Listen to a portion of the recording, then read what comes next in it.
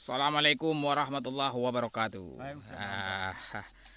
Ya, hari ini kita membuat pintu pagar ya.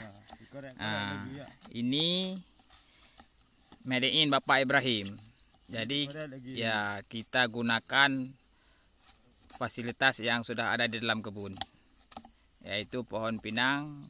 Tadi pagi kita tebang, setelah itu kita korek seperti ini ya. Ini Bapak Ibrahim yang menjadi yang berperan hari ini.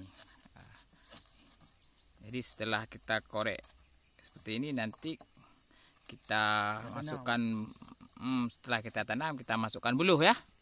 Ya, sudah dua ini. Pagi-pagi kita sudah bekerja ya. Jangan malas ya. Ini udah siap ya? Ya, udah siap.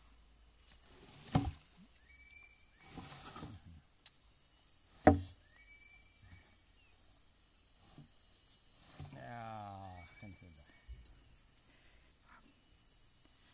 Capek Bapak Ibrahim puasa. Ya. Ini udah siap kemana? Ya. Udah siap bikin. Udah siap bikin ya. Sekarang kita tanam ya. Tanam lagi. Ya.